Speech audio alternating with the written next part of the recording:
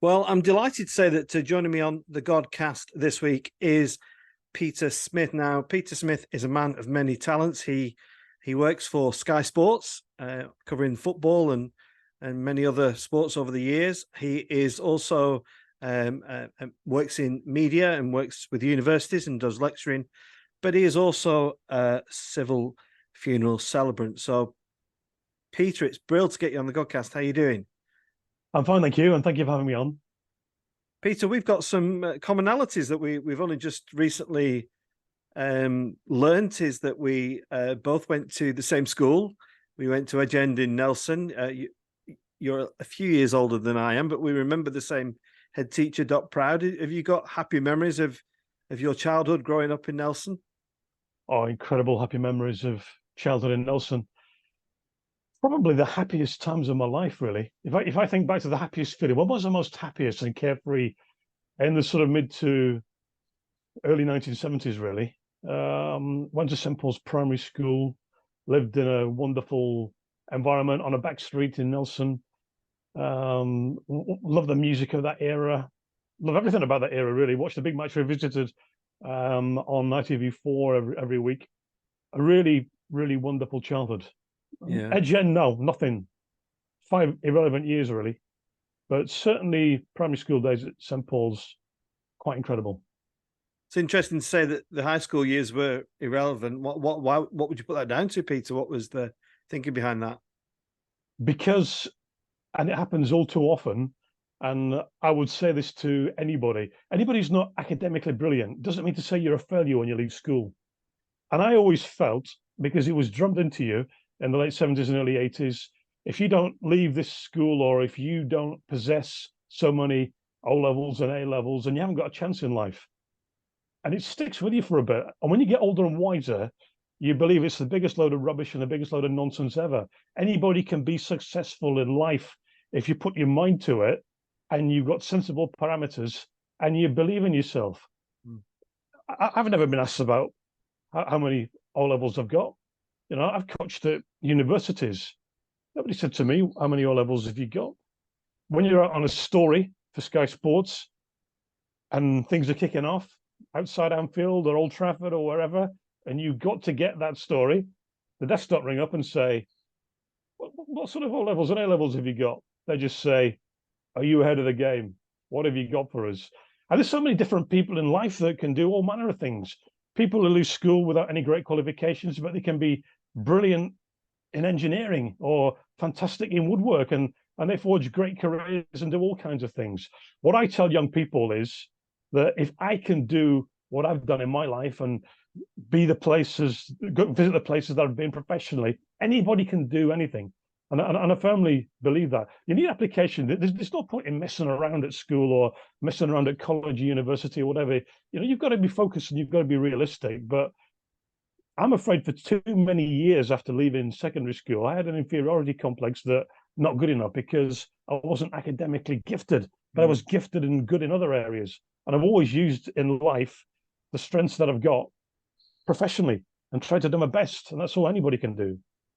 Yeah, I'm quite saddened to hear that because that was my experience of agenda. Maybe that was experience of other people at high school in that period. I left school with a chip on my shoulder, which I carried for a very long time actually, and it's probably only in later years that I feel like I've shaken that off and are proud of what I've achieved. Same here, Alex. Same here. Yeah. And I remember going to the careers officer up in the library at Edge End in Nelson, telling the careers advisor that I wanted to be a golfer, and I was like literally kicked out of the room, and obviously that didn't transpire. But I did come away thinking about our interview today that you've gone on to work in media and football commentary. It's one of those kind of jobs that when you say to somebody, I want to be a football commentator, it's a bit like saying I want to be a snooker player, or I want to win the world championship at darts, whatever it is. There is so little room in, even now, I think, in society. I think we point people in the direction of academia when we should be point them in a completely different direction. It's 100% true. I always smile when I go to universities, because there are always people who coach at university. People pay £9,000 a year to be coached by people who've never been near the media. They've read it all out of books, but because they've got PhDs, they think that they are better than practitioners, but they've never ever broken a story. They've never been in major media scrums. They've never been around Premier League managers. They've never been on the end of the shop, end of their tongues, or anything like that. So I always ask the question, how can they be better to coach young people media than people who've been around like myself for decades, that know the game inside out, back to front and roundabout? But it's always this thing about being intellectually superior. And listen, I wouldn't doubt that they are more intelligent than I am intellectually and academically. But when it comes to coaching sports journalism and the real world and what really goes on, we're way better than they are. End of story. End of story. There's no, I would say to anybody who's never been near proper frontline journalism, who thinks that they can coach it better than me, let's have a session, right? Let's bring in 100 prospective students for next year with the parents. You put a session on, and I'll put a session on. And then we'll have put it to a vote afterwards. Who wants to be coached by the practitioner who knows it inside out and back to front and has been around superstars and knows how the media works, or somebody who's very, very intelligent, who's never ever been near the industry, who's never ever liked to go anywhere near the industry? Who do you want to be coached by? Well, I know the answer. Peter, did you always want to go into the media? Were you, what, you know, when we look back at those school days, what did you want to do when you left school? What was your game plan? Did you have any idea? I was just football mad, you know, absolutely football mad. And I was lucky, really, because in '81, I mean, when you think back, it was Margaret Thatcher's Britain, and we were going through probably the worst recession since the war, and jobs were hard to come by. And we had the old youth opportunity system in place, which some people call it slave labor. And the government talked about it as being a way to get young people into work, whichever way you looked at it. I was lucky. I got a job leaving school at a greengrocer's stall in the market hall in Nelson. I didn't know where I was going. I didn't know what I was going to be doing long term. I knew I didn't want to do that because very kindly initially they gave me the Saturday afternoons off, and then they said that was about to change, and I thought I can't work on a Saturday. You know, I want to be at football. I really want to be at football. And I said to my mum, and I'm my dad, you know, I'd like to become a football journalist, a football commentator. But back in those days, it was difficult because there was only 3 television channels back in those days, and local radio was just about to take off. But my mum said to me one night, well, she works as a nurse at Burnley General Hospital. We've got a hospital radio station that's really proactive. Why don't you knock on a door there and see if there's anything there for you? And that would be early 1982, and it was always something that I was going to do, but I'd never get round to it. I was always going to do it, but I wouldn't have done, if you know what I'm saying. And then one day, one July Saturday afternoon, where the market stall was in Nelson, I'd always, when I finished at 12:15, just walk out the stall, straight up the stairs, straight onto Manchester Road, out into the open. But for some reason, and I don't know why I did it to this day, it's fate, instead of turning left, I turned right. And I walked through the market hall, went up the stairs into the Arndale Centre in Nelson. And there, that day, there was a big hospital radio outside broadcast. And that was my moment of destiny in life. I thought, there's people here from the hospital radio. I've got to ask them. I've got to make an inquiry. And I thought, I'll do it during the week. And then I had to sit down on one of the benches and compose myself. No, this is it. Have to do it now. Have to do it now, or never. It was now or never. And I asked one of the presenters who was there, and he said, yeah, there's a sport program on a Wednesday. Come down and introduce yourself. I did the following Wednesday. And to coin that dreadful old cliche in life, the rest is history. It's fascinating to hear you talk, because I can see commonalities again. My first job was in Nelson Arndale. I worked for Curry's in this is in the day before retail parks existed, and I was a van lad for Curry's, working in a little shop there. And the other commonality is that I also went on to do hospital radio. I did an afternoon slot from Burnley General Hospital in a lovely little studio there, and loved it, playing vinyl of my own choice, and not really caring who was listening, but just loving the experience. And in those days, it was a great grounding, wasn't it, for media, getting into hospital radio, and that clearly was true for you. But then I love in your on your website, Peter, how you kind of suggest that you go from, well, you don't suggest, you went from Nelson Market to the Macarena in Brazil. Maracanã. Yeah, there's a few gaps in between there. Just so, how did your career evolve into the world of journalism and media? Well, I've told you about that moment of fate in the Market Hall Arndale Centre in '82. There was another moment of fate that happened in September 1981, which sort of paved the way a little bit. So it's a crazy story, really, because I'd left school, was earning, and I went to Anfield one night for Liverpool against Middlesbrough. It was Liverpool's first home game after the European Cup triumph. And my dad had a little Canon camera with him, and he used to sort of like take photographs to commemorate it. It was like my treat for leaving school, got my wage. I'm going to take my old man to a big game, Liverpool versus Middlesbrough. And with this little Canon camera, we were sitting in the main stand at Anfield. And my dad was a former PE master. He's like a real establishment man, one of the most law-abiding citizens you'd ever come across in your whole life. And I said to Dad, do you reckon you can get some photographs of the Liverpool players when they run out? Bearing in mind me thinking he had an incredible zoom lens. All he had was an inbuilt lens into his camera. And he got up and he moved to the front of the main stand at Anfield, jumped down into the paddock. And then the next thing I saw of him, he was right by the tunnel at Anfield. And then Phil Thompson emerged, followed by Bruce Grobbelaar, Graham Souness, and all the Liverpool stars at that time. And there's my dad snapping away on his little camera. I thought, amazing, Dad. And then he said, I'm going to try that. If we got the next game, which was against Arsenal the following weekend, he said, I'm going to try it again.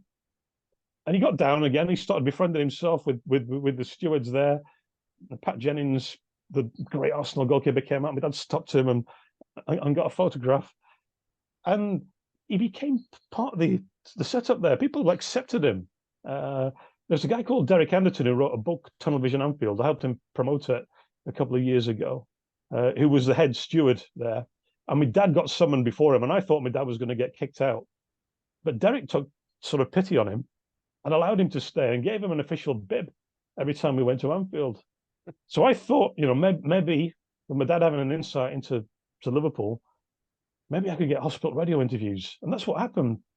I used to be able to go in after the game, and Derek Anderton, who was the chief steward who looked after the photographers, he'd help me fix up interviews with famous players. It's quite amazing, really.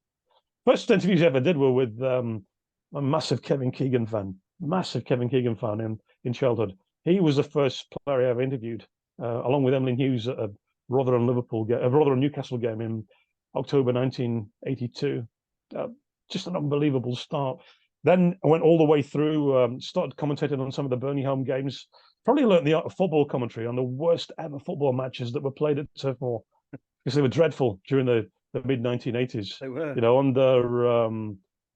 under John Benson, John Bond, John Benson, Tommy Kavanagh. Then there's a great Orient game in 1987, which was quite unreal, commentating on that match. And then turned professional when Club Call started in 1988. So that was my journey up to that point. Then getting a staff job in August '88. Then going on trial when Manchester United needed somebody. Getting the gig at Old Trafford, and then all the incredible things that happened at Old Trafford in the 1990s and beyond. I really have been so fortunate in my professional life. Yeah. Now, people who are listening will not know what the backdrop is to the interview, but those who are watching this on YouTube will see Bolton Wanderers Middlebrook Stadium there. Why is that not Turf Moor, Peter? Well, if you ask me, where's your favourite football stadium in all the world? And thankfully, I've worked at and been to all the greatest stadiums in the world. If you ask me, where's my favourite? That's going to be Bolton Wanderers. I used to be part of a small TV production company called Touchline Television, which formed in the early 90s. I was one of 3 partners in it. And we did the gig at Bolton Wanderers the last year at Burnden Park. And then we used to do the in-house television channel, which is one of my brainchilds back in the day. When Sam Allardyce took over, we just had the most amazing time there. It's absolutely brilliant. Sam gave us open house to do what we wanted. And they had so much success, and they had such a great team of JJ Kocher and El Hadji Diouf and Yuri Djorkaeff and the late great Gary Speed and Kevin Nolan. It was an absolutely fantastic time. I really, really enjoyed that period of Bolton Wanderers' success in the early part of the 21st century. So this is my favourite stadium. That's why I've got it as my backdrop. But Yeah. they're interchangeable. I did used to have a Boca Juniors one, and yeah, I wouldn't be averse to putting Turf Moor or Accrington Stanley as a backdrop. But this is my favourite stadium on the whole of the planet. Yeah, it's clear that you are a lover of football generally, Peter. But do you follow a team? Do you follow the Clarets, or are you very, you kind of middle of the road, like to play it with a straight bat here? Well, I think if you're in journalism and if you're in television, you've got to be 100% non-biased. So I like all Northwest football to do well. Obviously, I want everybody in East Lancashire to do well. I want Burnley to do well. I want Accrington Stanley, Blackburn, and I'm Bolton and Wigan and Blackpool, and I want all of them to do well. So I'm interested in every single one of our local teams, but I just don't feel you can ever be biased. And No. whenever you get pressed with a question like, who do you support? I can always say, I'm a Nelson fan. And by the way, stop me if you think you've heard this one before, and some people out there will have heard it before. We beat Real Madrid 4-2 100 years ago, the first English club to ever beat the record European Cup winners. So at heart, I'm an Nelson fan, and that formed part of my early football education in the 1970s, because when I was old enough, I used to go and watch some of the Lancashire combination games there on a Saturday afternoon. It was 2 pence to get in, as I recall, or 2 new pence to get in the early 1970s. So at heart, I'll always be Nelson. Yeah, I really like hearing that, Peter, because I'm an ex amateur ref and referee down at Nelson many times. A lot of the local grounds and clubs, and took my daughter to Padiham this week. Although the football has never been kind of what's the more marketable, grassroots, the non-league stuff is still magical, isn't it? Do you still try and take in a non-league game from time to time? Yeah, I go regularly, actually, because I'm very good friends with Brent Peters at Bacup Borough Football Club. He's been the manager and the owner there for 26 years nearly now. And we became friends following a story back in 2004 when he signed David May, former Manchester United treble winner, to play for Bacup. So me and Brent are good friends, and whenever I can, which is probably about 3 or 4 times a season if I'm not working and they've got a game, I very often go up there. And keep an eye on it as well. Keep an eye on how Nelson are doing. I very rarely get a chance to go to Victoria Park to watch games, but it still provides a great memory. I used to train on there when I was probably about 7 or 8, because my dad being a school teacher, sometimes he got access to Victoria Park for after-session school coaching, and he'd let me join in some of the drills. So I always used to think it was absolutely great that I could play on that pitch as a 7 and 8-year-old and dream about the victory against Real Madrid. Fabulous. Now, I know you've got a long association with Sir Alex Ferguson, Peter, and perhaps just share a few highlights of that. But also the other Nelson connection is Mike Phelan, isn't it? Who is from Nelson area, who was kind of Sir Alex's right hand man and kind of trusted servant for many years. What was the strength of that relationship, do you think? Trust, probably. I think that Sir Alex always wants people around him who he can trust. And yeah, there's been a few different assistant managers. Brian Kidd's probably one of my favourite assistant managers. Archie Knox was the first one when I started covering United. Brian Kidd's my favourite. I think that he's a great coach, and what he's done in Manchester football circles on both sides of the divide. He's so respected by Reds and Blues. Steve McLaren did a good job as well, but no, it's quite surreal to think that Sir Alex is going to be one of the greatest icons forever, isn't he? And to think that I was so close to him for so many years, and then got on the wrong side of him, and then had a really, really strange, probably about 3.5 years with him, and then got back on the good side again. It's quite incredible to look back on, really. Some of the privileges that he afforded me, Sir Alex, covering United, were just unreal. Unreal. I mean, to be in Just in share some dressing of those, rooms. Peter. Well, I mean, perhaps if you could also just share what you think it was that really naffed him off. well, the great things that he allowed me to do. I hadn't won the title for 26 years. Go on the lap of honor at Old Trafford. I think about what that's like. They're walking around the pitch with a title, Premier League, first ever Premier League title, and he's allowed me to walk around with them. You can see it on the Sky footage. Allowed in dressing rooms after FA Cup wins, after League Cup wins, after Premier League title wins. Going on the team bus pre-season, being on the Manchester United team bus, it's quite incredible. I always tell anybody who's prepared to listen that I got screamed at by dozens of girls once. At least I thought it was me, and then I looked over my shoulder, and Ryan Giggs and Lee Sharp were getting off the bus behind me. But I was that close to it, to what was going on there. It was quite unbelievable. Going with them in Europe everywhere as well. That was a dream, and perhaps the best thing, to get around to what we were talking about earlier, pulling back the curtains on Copacabana Beach every morning, and in Rio de Janeiro for the World Club Championship, and several weeks prior to that, watching the sunrise in Tokyo for another World Club Championship that they took part in. So when you look back, what price would you put on it? We've got sort of like so much wealth in Saudi Arabia now. If you said to somebody, or as a charity auction, what would you pay to go on a Manchester United team bus to a game? Or what would you pay to be able to go into the dressing room afterwards, where people are celebrating with a Premier League title or a FA Cup or a League Cup? What people would pay hundreds of thousands. I'm sure a millionaire would pay six figures for that. Yeah. But yet it was a regular part of the working year. And that's what I mean. I was so close to it. You don't really think about it at the time because you get on with it.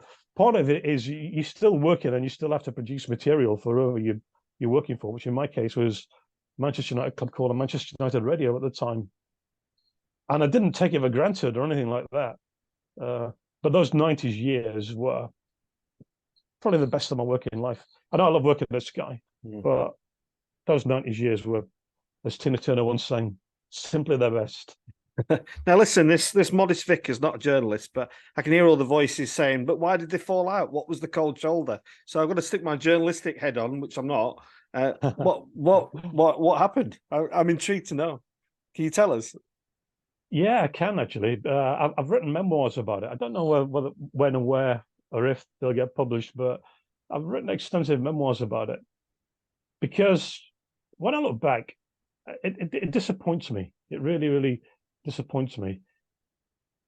We had so much trust, and I thought if I was ever going to be jettisoned or ostracized by him, I don't think I ever would have done. I'd never have done anything deliberately to do that. But I mean, there are opportunities for a journalist to do that. You could sell stories to tabloid newspapers and take money if you wanted. Things that you saw, things that I did see that I've never ever said to anybody. You could abuse trust, but I never did. Yeah, you're only one question away from a rocket, and I got a few of those down the years for doing my job or trying to interview properly about issues that had happened in games or things that were surrounding the club. But what happened was something totally innocuous. And he was really, really angry with me about it. And he had no need to be angry with it. And it happened at the worst possible time. There was an incident that happened at Liverpool just before the treble. And I knew afterwards, I thought, aye, this is going to be problematic. And it was. And then he really, really gave me the cold shoulder for a short period. I remember when they won 3 games coming up to cover, when you'd just fallen out with the greatest manager that's ever lived. Tottenham at home, a win, and the title comes back. The week after that, the FA Cup final against Newcastle. And then the Wednesday after that, the Champions League final in Barcelona. And I didn't enjoy that treble period. And it hurts me that I didn't enjoy it. I take compensation in the fact that I did enjoy Tokyo and I did enjoy Rio, the World Cup Championships, as part of winning the Champions League in Barcelona. But I never enjoyed it. I could talk about it for a long time. I refer to it in my memoirs, and it was a crazy, crazy standoff that we had for 3.5 years afterwards. Ridiculous standoff, in fact. We were like Hinge and Bracket, for those who can remember those I great remember. characters from the 1970s. I don't know why he tolerated me. I don't know why he put up with me, because we just had a most bizarre relationship for 3.5 years afterwards. And in the end, I took a really, really big gamble, and I knocked him, seriously knocked him, I irritated him, and it could have finished me. But it worked. Thankfully, the gamble worked. And then we got back on side with each other again, and things were more or less good there and after. But like I say, I'm daft as it sounds. I'm the only guy on the planet who spent 25 years on the inside with him, in a working capacity, in a journalistic capacity. David Meek, the late great David Meek, did the full 26 years between 86 and 95 as a Manchester Evening News correspondent. Then he wrote Sir Alex's programme notes after that. Stuart Matheson of the Manchester Evening News did between 1995 and 2013. But I did the longest stint between 1988 and 2013, 25 years in total. And they were amazing years. They were, the thing about writing them is, and if I ever do publish them, it is an honest assessment of this is what it is like working in football journalism. This is what it is like being around a huge, iconic, and powerful figure like Sir Alex. It's not slagging anybody off or anything like that. It's just how I saw it. And there's nothing that I will have sort of pre-written that I wouldn't say to Sir Alex to his face, or to any of his sons or any of his entourage to his face. It's just the way it is.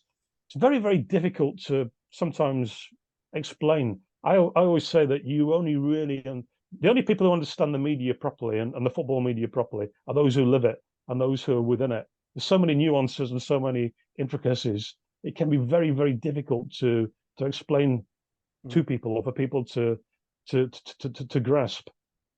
So Sir Alex is still the greatest for me. Still the greatest manager that ever lived. And I suppose you've got to look back and say it was a privilege to have been around him for so many years. But it sounds, as a published author, it sounds like a book that's waiting to be completed and published, because it's got all the hallmarks of a fascinating read. And I think, most professional people understand that, what's written is, it's not malicious, and it's journalistic, and it's informative, and it sounds like a great idea. Peter, no, but some of the people who've read the 2 synopsis chapters that I've done about Trouble and being in the Fergie doghouse, they say, well, Sir Alex might not like it if he reads it, but then Sir Alex would like an awful lot of what I've written about him, of what is good about him, because honestly, when he's fantastic, he could be quite unbelievable in terms of kindness. I think people often get the wrong perception of him, because very often when you see him interviewed in the media, you look back at some of the clips when he's on camera, he's so focused, and there's never a more driven or focused man I've ever seen in my life than Sir Alex. But away from that, and not many people ever got in his inner circle, he was humorous. He'd laugh at all sorts of stuff, all sorts of nonsense. He honestly could be a great laugh. And he could also be extremely kind, and I can give you 2 examples of how kind he was and is. I remember a radio colleague of mine, the late great Tom Tyrrell, being so worried about a friend of his at the golf club who had severe depression. And I'm talking about severe, dreadful suicidal thoughts. And he mentioned it to Sir Alex before we did an interview once at the Cliff Training Ground. And Sir Alex said, wait here. When are you leaving? Probably another half hour. Well, just wait here. And he came down with a letter that had been typed. He dictated a letter to his secretary and signed it. He said, give that to the gentleman and give him my best wishes, and I hope that it helps him. And it did. I mean, imagine if you're feeling really down and you're feeling really low, and then you get an encouraging, motivational, inspirational letter from the greatest manager that's ever walked the planet. that's the kindness of Sir Alex. That's what I absolutely love about him. Yeah. Um, Another thing as well, when I was back on side with him, there's a gentleman you might know him actually, Alex, so you might be aware of him. The late great Sid Parkinson, who was the oldest football physio in the world.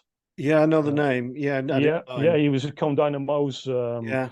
Yeah, and it's a long story how it came to be, but it involves Brent Peters at Baker Borough, it involves Duncan McFadden, who's Cone Dynamo's greatest ever footballer.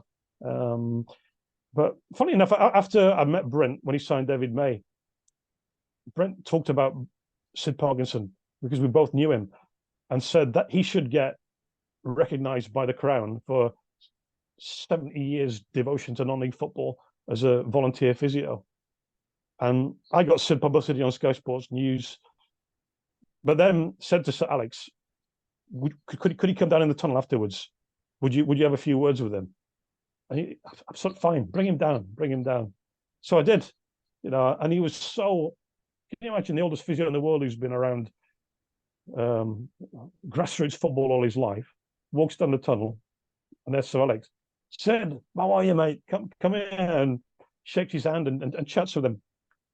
That's what Sir Alex is like. No airs and graces. And after he'd met him, I said, Alex, would you do us a kindness, please? We've got 4 letters that we're going to send to the government to see if they can get Sid recognised by the Crown. But obviously, he's the other side of 90. Still running on football pitches, mind. Not a problem. So following week, there's a letter. Go to the training ground. There's Sir Alex's letter nominating Sid for an MBE before it was too late. And he got it as well. Fabulous. That was the clincher. Yeah, that was fabulous. The clincher. I knew if I got Sir Alex on board, that would do it. And it did the trick. And I've got this memory of the tragic thing about Sid's life was that he loved his grandkids so much. And his grandson had died because his grandson was born blind and had a very short life expectancy and died in his early 20s. And his granddaughter was still alive, and she had the same problem, unfortunately. And she died too.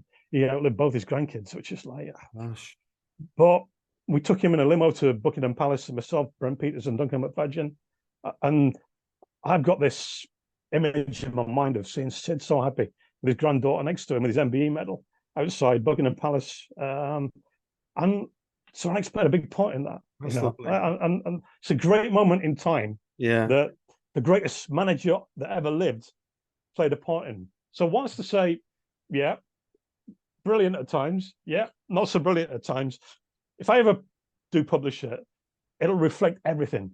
Yeah. The fact that he can be, as Graham Souness calls him, a stubborn old so-and-so.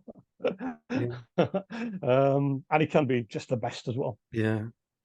Lovely stories, and I love that story about Sid there. Peter, we're moving on, and I want to touch on the funeral stuff in a second, but we're Sky Sports. Tell us how that works. Can you be sent anywhere at a weekend? And I suppose that must be a real thrill knowing that, if that's the case. Yeah, definitely. Yeah, definitely. Next game is probably at your least favorite team, actually, Alec, which is why I was talking about being neutral. Absolutely love working on that program. Absolutely superb. Yeah, gives me a real sense of focus as well. Prepare for the games properly, and I absolutely love working on that show. Because as we're recording this, we're on the 4th of August. We're on the beginning of the new EFL, and that's going to be some. Gosh, the championship was pretty good last year with Burnley, my team in it, but gosh, that is almost Premiership 2, isn't it, this year? Yeah, especially like Leeds United coming down as well. I love Championship football. I think what I like best about it is we don't have to sit around waiting for a VAR scrutiny and examination every time the ball hits the back of the net. Yeah, and the games are even, and the old maxim, and it's quite true about anybody beats anybody. Championship football's fantastic. But so is Premier League football, and I think that League One football was the best standard I ever watched last year. Never seen League One football played at higher standard than I saw in 22-23 season. And there's some good football played in League Two as well. I enjoy it across the spectre of all four divisions, and a bit of non-league football as well. A bit of my mate Brent Peters football at Bake Up Borough now and again. Yeah, how do you think Burnley are going to go in the Prem? I think they'll get spanked a few times. I think they'll play some absolutely magnificent football at times, and I think that they'll finish outside the bottom three. And I think when it gets going, once that football passing style gets into full flow, I think it'll be the proverbial roller coaster ride. I think there'll be some fantastic games at Turf Moor, some great football, and maybe one or two hidings as well. But that will be all part of it. But I think the Burnley fans can look forward to the season with great optimism. Yeah. Now there aren't many. I don't think there are. I could be talking utter rubbish here, but I guess there aren't many sports journalists who are also funeral celebrants. And tell us how you got into that, Peter. What was the kind of catalyst for that? Quite a lot of things, really. In 4 minutes. The pandemic wasn't kind to me. I devised my own media school, and I'd signed a 5-year contract with someone. We were going to take off a superb new educational project. It was all in place. Everything was there. And then it got messed up by the pandemic. I sat around. There was no work for me. Didn't earn anything for 5 months practically. And I thought life's going to be different. I'm not going to be going to football grounds doing features during the week because it's all been done on Zoom now. This project is not going to go the full distance because one of the backers is going to lose loads of money, and it never did get off. I partly due to my mum's passing. One of the last days she ever left the house, we went to a funeral, and a family member did the service for a neighbour, and Mum talked about if you can comfort people, and I thought, well, maybe I can do that, and I thought, well, I'll have a crack at being a celebrant. I saw a course that was being advertised, a 3-day training course, learning course, and I just thought, what have I got? Journalistic acumen. No, I know what to do in terms of when somebody gives me a story or how to put information together. I've got many different types of broadcast voices. Maybe I can offer something different. So I went on the course, absorbed everything. The Monday afterwards, a lady called Maureen Greenhalgh that works for one of the Dignity branches gave me my first job. And it went from there. Started doing some things for Alderson and Horan in Burnley, a great team to work for. Stephen Alderson is such a professional guy and such a great guy and fantastic team to work with. And it went from there. And I've just been busy ever since with it, really.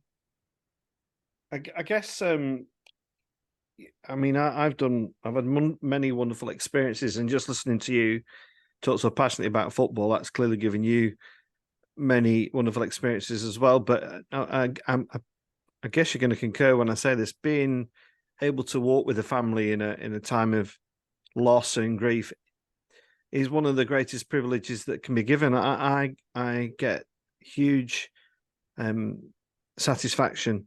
People, maybe that's not the right word, but it's a real privilege for me to help people. Would you agree with that? Oh yeah. We're both singing from the same hymn sheet there, Alec. Pardon the pun. It's not an easy job at times. It can be terribly stressful time for the family. I think the best thing is, as you explained there, when people are happy with what you've done for them, then yeah, there is a nice comforting feeling about it. But there are times when you sort of think, what is going on when you stand in front of families and mums and dads are there and children have died. I think the hardest thing is when people have taken their own lives. You probably understand what I'm saying, like looking after people, representing families where there's been a suicide. And I'm so empathetic with that, because when there's not enough mentioned about people who've got severe mental illnesses, there isn't. People don't understand it unless it comes to your front door, and I've got understanding of it in my lifetime, and when you knock on somebody's door and that person has been so mentally ill that they've taken their own lives, that's the hardest bit. I find that, I mean, I can do it and I have to do it because there's a large professional element there, but that's part of the challenge of it. There's times when you do a service and I've prepared a couple for 93-year-olds and there's great life stories. But the hardest thing for me is when people have gone long, long, long before the time. But all we can do is support and represent the families the best we can. And we do it, Alderson and Horan and the Dignity team as well. And yeah, just do your best, give them your best, and that's all you can do. Yeah, well, very, very thoughtful words there, Peter. It's been really lovely chatting to you on the Godcast. I'm sorry we haven't got longer. I'm sorry that our paths haven't crossed sooner. Two lads who grew up in Nelson. He took different pathways, but it's been really lovely. You're looking forward to the new season, I guess. Where are you? Absolutely. Have you got the next few games all sorted then? Where yeah, I'm going to watch your least favorite team, Alex. I'm going to really immerse myself in Blackburn Rovers for the next 180 minutes of their footballing life. So, yep, looking forward to it definitely. And I'm being Turf Moor for radio, working for radio at Burnley against Man City for the opening Premier League game. Yeah, definitely looking forward to that as well. I can't wait. I can't wait to see what Vinny does with our boys after such a fabulous season, and I'm cautiously optimistic. So we'll be fine. You'll be fine. Okay, Peter. I said we then. the team will be fine. Yeah. Well, lovely chatting to you. Good luck with everything. Thank you. Thanks for having me on. We'll catch up soon. Keep up your good work as well, Alec. Thank you, Peter. Thank you. Take care, pal.